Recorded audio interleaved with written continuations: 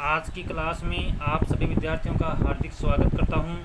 आज की क्लास में आज का हमारा टॉपिक है बीए पार्ट फर्स्ट का जो प्रथम प्रश्न पत्र है उसके अंतर्गत आज हम क्वेश्चन नंबर 2 का अध्ययन करेंगे।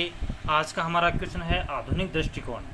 तो राजनीति शास्त्र के आधुनिक दृष्टिकोण से आप क्या समझते हैं, आधुनिक उपागम की जो प्रमुख प्रवृत्तियाँ या विशेषताएँ कौन कौन सी है, उसके बारे में आज की क्लास में हम अध्ययन करेंगे। तो शुरू करते हैं।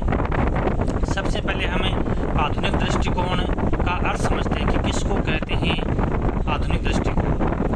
राजनीति विज्ञान का परंपरागत दृष्टिकोण वर्णनात्मक, विवरणात्मक, औपचारिक और आदर्शों की ओर अग्रसर होने की वजह से राजनीति का सामान्य सिद्धांत पेश करने में विफल रहा था।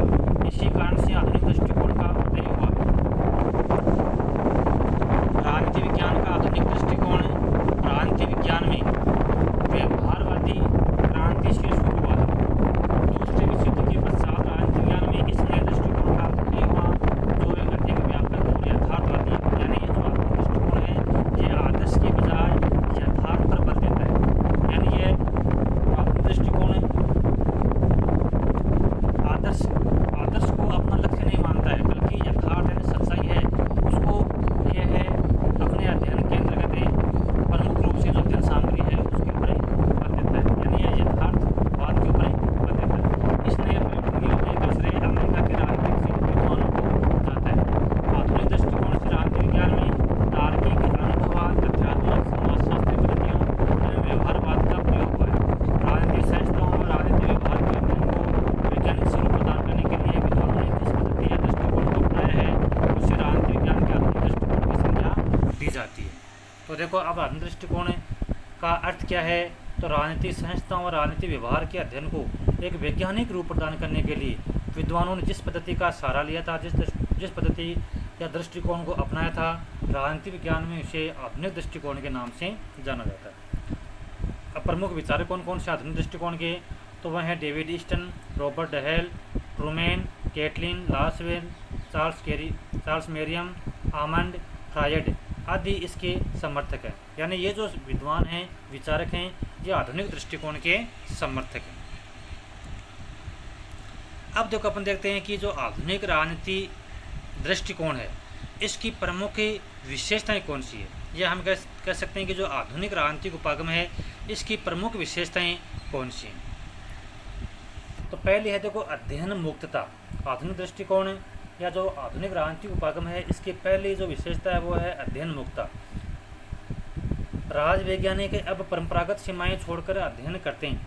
राजनीतिक तथ्य और घटनाएं जहां उपलब्ध हो, चाहे वो समाजशास्त्र हो, अर्थशास्त्र हो, धर्म के विषय हो अथवा व्यक्ति, परिवार, राष्ट्र हो, विश्व से संबंधित हो, यानी चाहे कोई भी घटना हो किसी से संबंधित हो, अब राजनीतिक शास्त्र के अध्ययन के विषय बन गए।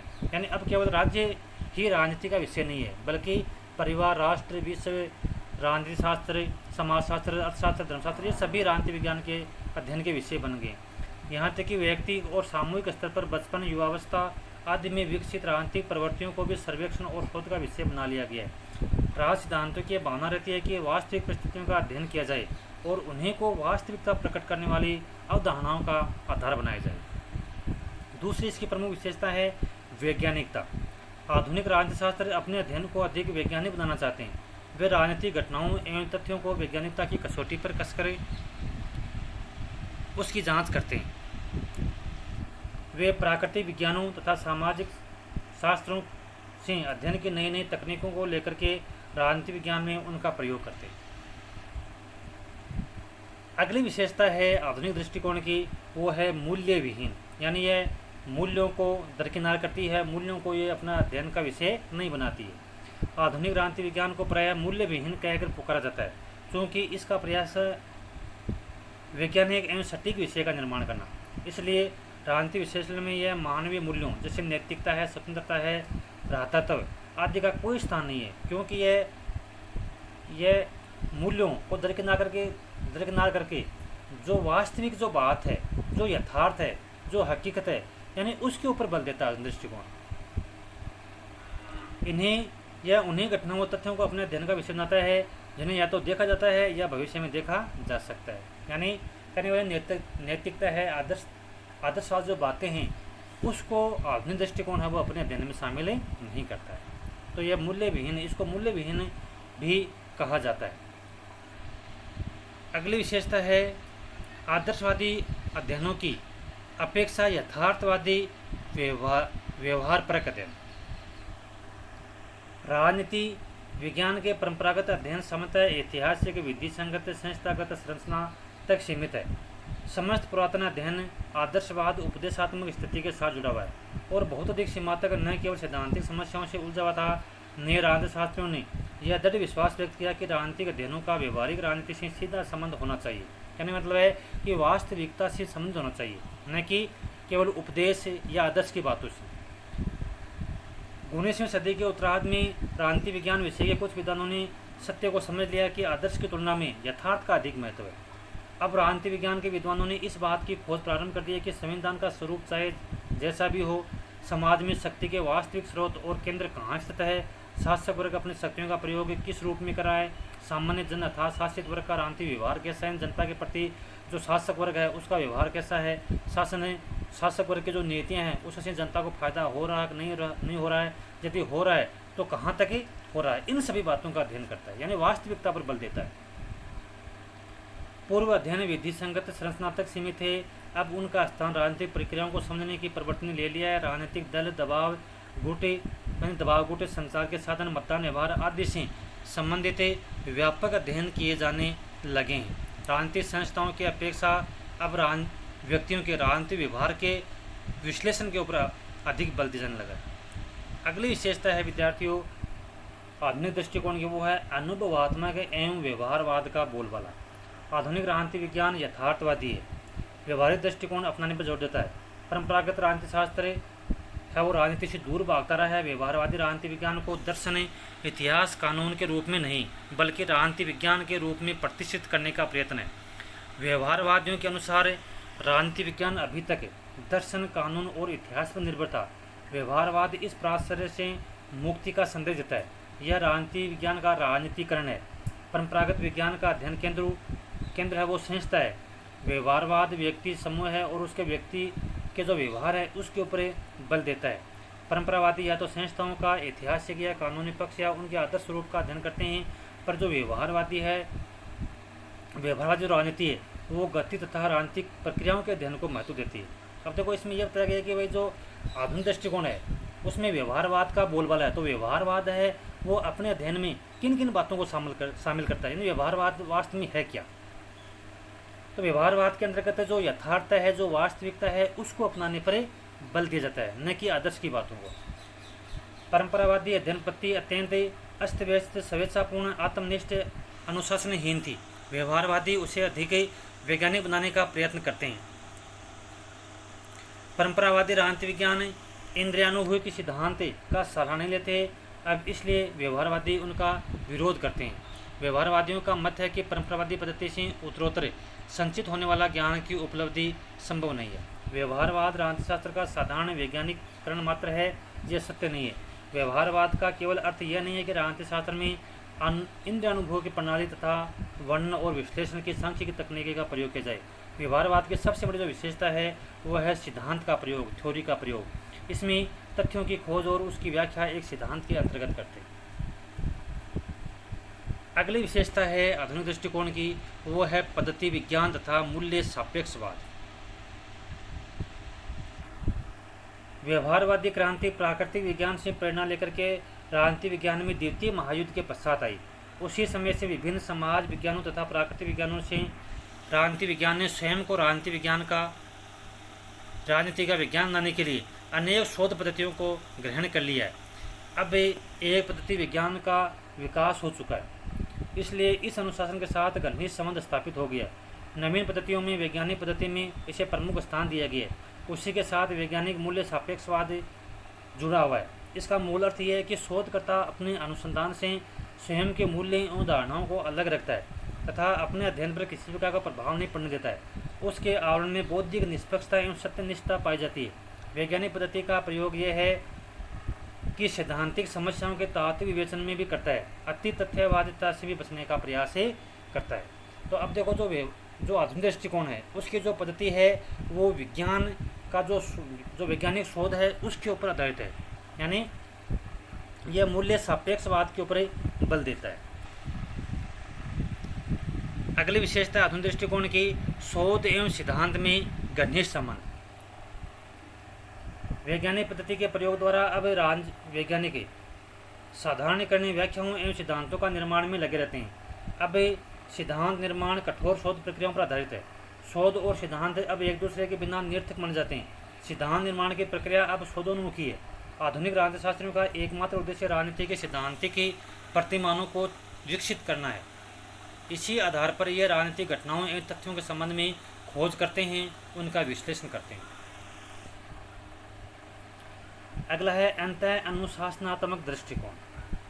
20वीं सदी में ज्ञान के विज्ञान की एक प्रवृत्ति अंतः अनुशासनात्मक रही है। इसके परिणाम स्वरूप राजनीति विज्ञान में भी अंतर अनुशासनात्मक दृष्टिकोण अपनाया गया है। लेखकों ने अधिक से अधिक इन उपकरणों का इस्तेमाल किया है और उन्होंने समाज विज्ञान, मनोविज्ञान, अर्थशास्त्र, नरविज्ञान और यहाँ तक कि जीव विज्ञान जैसे बायोलॉजी जैसे प्राकृतिक विज्ञानों से भी उधार लिया है। कहने मतलब कि आधुनिक दृष्टिकोण के विचारकों का यह मानना है कि भाई राजनीति विज्ञान के अंतर्गत केवल मानव व्यवहार नहीं है, क्योंकि मानव व्यवहार के भी कई पक्ष हैं। उसके आर्थिक पक्ष भी है, उसके सामाजिक पक्ष भी है, उसके धार्मिक पक्ष भी है। अतः यदि हमें मानव व्यवहार को सही तरीके से समझना है तो हमें जो अन्य जो विषय हैं उनका भी अध्ययन को शामिल करना बहुत ही ज़रूरी है। यानी जो अन्य विषय हैं उनको हम सही तरीके से समझेंगे तभी हम जो मनुष्य का राजनीतिक व्यवहार है उसको समझ सकते हैं। इसका परिणाम यह हुआ कि राजनीतिक ज्ञान में अब बहुत कुछ हो चुका है और यह राजनीतिक समाज विज्ञान और राजनीतिक मनोविज्ञान जैसा प्रतीत होता है। राजनीतिक आधुनिकीकरण, राजनीतिक सामाजिकरण, राजनीतिक प्रसंस्कृतिकरण और राजनीतिक विकास और इसी प्रकार के अन्य विषयों के अध्ययन से पता चलता है कि राजनीतिक विज्ञान सरकार और अन्य राजनीतिक संरचनाओं के व्यवहार के अध्ययन पर समाज वैज्ञानिक और मनोवैज्ञानिक विश्लेषण पर को लागू करना हो गया है। अगला है अनुशासन की स्वायत्तता और विकास के प्रति जागरूकता। राज वैज्ञानिक इस तथ्य को से भलीभांति अवगत है कि उनकी विषयगत संस्थाओं, प्रवृत्तियाँ आदि का अध्ययन अन्य समाजशास्त्री निशंक होकर करते हैं। वे इस विषय को प्राकृतिक स्तर मात्र ही प्रदान करते हैं। इस कारण डेविड ईस्टन, डहेल कैटलिन जैसे उच्च कोटि के राज वैज्ञानिकों ने अपने समस्त शक्ति इस विषय को एक स्वायत्त अनुशासन के रूप में प्रतिष्ठित करने के लिए लगा दी है। चारों ओर इस सिद्धांत के निर्माण, स्थायित्व, व्यापकता, विश्वसनीयता आदि के विषय में परिचर्चा है। वे राजनीतिक तथ्यों और निष्कर्षों में एक संबंध और क्रमबद्धता लाना चाहते हैं। अगली विशेषता है एक मौलिक समाज विज्ञान के रूप में उदय। आधुनिक राजनीति विज्ञान अपने को समाज विज्ञानों की कड़ी के रूप में विकसित करना चाहता है ताकि वह विभिन्न विषयों को महत्वपूर्ण दिशा निर्देश दे सके। राज वैज्ञानिकों में अरस्तु, न्यूटन, डार्विन आदि के रूप में कार्य करने की भावना पाई जाती है। इसके लिए वे अपने आप में विशिष्ट क्षेत्रों की सुविज्ञता विकसित करना चाहते हैं। वे अनुशासन में स्वायत्तता लाना चाहते हैं। इसके लिए उन्होंने सामान्य व्यवस्था सिद्धांत व्यवस्था उपागम को ग्रहण किया है। नियंत्रण और नियमन से सम्मिलित होने के कारण राजनीति की मौलिकता है वो स्वतः प्रमाणित है। अब है देखो, आधुनिक दृष्टिकोण ये मानते हैं कि भाई जो राजनीति विज्ञान है यह वैज्ञानिक होने के बहुत नज़दीक है। यानी एक तरह से जो आधुनिक दृष्टिकोण के जो विचारक हैं वो राजनीति विज्ञान को वैज्ञानिकता की कसौटी के ऊपर खरा उतारने का प्रयास करते हैं और वो ये कहते हैं कि राजनीति का जो अध्ययन है वो किस प्रकार का है, वो वैज्ञानिक है। यानी जिस तरह से विज्ञान के अंतर्गत शोध किए जा सकते हैं, कुछ ठोस बातों को समझा जा सकता है, वैसे राजनीति विज्ञान के अंतर्गत भी कुछ ऐसी बातें हैं जिनके अंतर्गत एक निश्चित सिद्धांत बनाए जा सकते हैं। यानी जिस तरह से विज्ञान के अंतर्गत जो बातें होती हैं निश्चित सिद्धांत के रूप में, वैसे राजनीति में भी कुछ बातें हैं वो विज्ञान की कसौटी पर खड़े उतरते हैं। तो अब देखो अपना इसमें आधुनिक दृष्टिकोण के अंतर्गत राजनीति का जो अध्ययन है वो वैज्ञानिक होने के क्या कारण है। यानी आधुनिक दृष्टिकोण के जो विचारक है वो ये मानते हैं कि राजनीति का जो अध्ययन है, यानी राजनीति शास्त्र का जो अध्ययन है वो क्या है, वो वैज्ञानिक है, यानी विज्ञान के ऊपर आधारित है। तो उसके होने के क्या कारण है, यानी हम किस आधार पर कह सकते हैं कि राजनीति का जो अध्ययन है वो वैज्ञानिक है। तो राजनीति का अध्ययन वैज्ञानिक होने के प्रमुख कारण कौन कौन से? पहला है क्रमबद्ध एवं व्यवस्थित ज्ञान हेतु। विज्ञान का यह लक्षण है कि उसका समस्त ज्ञान क्रमबद्ध रूप में होता है। यह लक्षण राजनीति विज्ञान में पूरे तौर पर विद्यमान है। राजनीति विज्ञान राज्य सरकार, अन्य राजनीतिक संस्थाओं, धारणाओं, विचारों का क्रमबद्ध ज्ञान प्रस्तुत करता है। जैसे राजनीति विज्ञान में राज्य के भूतकालीन स्वरूप के आधार पर ही वर्तमानकालीन स्वरूप का अध्ययन किया जाता है। इसी तरह राजनीतिक विचारधाराओं का अध्ययन उनकी प्रवृत्तियों के आधार पर विभिन्न वर्गों में वर्गीकृत करके किया जाता है। इस कारण क्रमबद्ध एवं व्यवस्थित ज्ञान हेतु राजनीति का अध्ययन वैज्ञानिक होना बहुत ही जरूरी है। तो देखो, सबसे पहले तो बात क्या है कि क्रमबद्ध और व्यवस्थित ज्ञान हेतु, यानी जिस तरह से विज्ञान के अंतर्गत एक क्रमबद्ध ज्ञान होता है, वैसे ही राजनीति शास्त्र है उसका अध्ययन भी है वो क्रमबद्ध होना चाहिए, यानी उसमें वैज्ञानिकता होनी बहुत ही जरूरी है। दूसरा है अध्ययन सामग्री की प्रकृति में अस्थायित्व एवं एकरूपता लाने हेतु। जिस प्रकार विज्ञान के अध्ययन में प्रत्येक अध्ययन सामग्री में एक रूपता पाई जाती है, उसी तरह राजनीति विज्ञान को अध्ययन सामग्री में अस्थायित्व में एक रूपता लाने हेतु वैज्ञानिक अध्ययन जरूरी है। लॉर्ड ब्राइस के अनुसार मानव प्रकृति की प्रवृत्तियों में एक रूपता तथा समानता पाई जाती है, जिसकी सहायता से हम यह पता लगा सकते हैं कि एक ही प्रकार के कारणों से प्रभावित होकर मनुष्य बहुधा समान प्रकार के कार्य ही करता है। अगला है वैज्ञानिक होने का कारण है वह सर्वमान्य तथ्यों का पता लगाने हेतु। जिस प्रकार विज्ञान में प्रयोग सिद्ध करने हेतु सर्वमान्य तथ्यों का प्रयोग किया जाता है, उसी प्रकार राजनीतिक अध्ययन में स्वतंत्र और निष्पक्ष न्यायपालिका की व्यवस्था हो, लोक सेवाओं के सदस्य स्थायी आधार पर नियुक्त हो, असमानता, जातिवाद, निरक्षरता और निधनता की समाप्ति हो। इसके लिए ये क्या है, वैज्ञानिक अध्ययन होना आवश्यक है।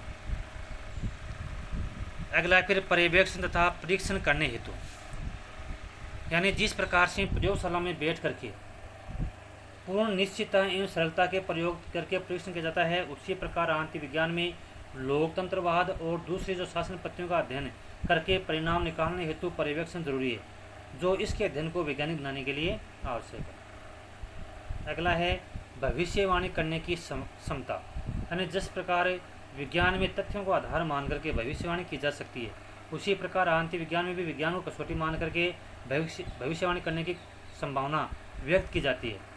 डॉक्टर फाइनल के अनुसार हम निश्चिततापूर्वक भविष्यवाणी नहीं कर सकते, लेकिन संभावनाएं तो व्यक्त कर सकते हैं। अरस्तु, बोंदा, Hobbes, Montesquieu, Cornewall, Lewis, Sidgwick, Bryce, Willoughby, Garner आदि जो विद्वान हैं वो राजनीति विज्ञान को एक विज्ञान मानने के पक्ष में है। इस कारण राजनीति का जो अध्ययन है वो वैज्ञानिक होना आवश्यक है। तो देखो, आज की क्लास में हमने ये जाना कि भाई राजनीति विज्ञान का जो आधुनिक दृष्टिकोण है उसकी प्रमुख विशेषताएं क्या है। राजनीति विज्ञान का जो आधुनिक दृष्टिकोण है वो राजनीति विज्ञान को एक विज्ञान की कसौटी पर खरा उतारना चाहता है। तो राजनीति विज्ञान हो एक विज्ञान क्यों हो सकता है, राजनीति विज्ञान के विज्ञान होने के प्रमुख कारण कौन कौन से हैं, उन कारणों का आज की क्लास में भी हमने अध्ययन किया है। मैं आशा करता हूँ कि आज की क्लास में आपको ये जो टॉपिक है वो अच्छी तरह से समझ में आया हो।